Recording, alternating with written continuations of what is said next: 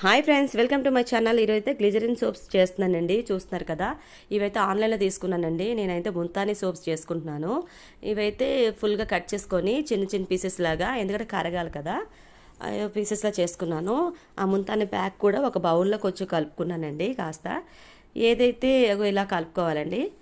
ఏదైతే వాటర్ కొంచెం బాగా హీట్ ఎక్కిన తర్వాత ముందు ఖాళీ బౌల్లో వాటర్ వేసి అది బాగా బాయిల్ అయిన తర్వాత ఇలా మళ్ళీ మనం ఏదైతే గ్లిజరిన్ ముక్కల్లా చేసుకున్నాం కదా, ఈ ఖాళీ బౌల్లో వేసుకొని ఇలా లిక్విడ్లా అయిపోద్దండి. అప్పుడు వేరే ఖాళీ బౌల్లోని కొంచెం ఆయిల్ రాసి ఈ లిక్విడ్ అని వేస్తే ఇలాగ చూసారు కదా, సోప్లా వచ్చేస్తుంది.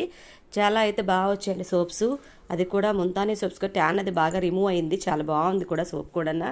మరింది కలిసి మీరు కూడా ఇంట్లో ట్రై చేయండి ఫ్రెండ్స్. చూస్తున్నారు కదా, ఇది ఆన్లైన్లో దొరుకుతాయి మీకు.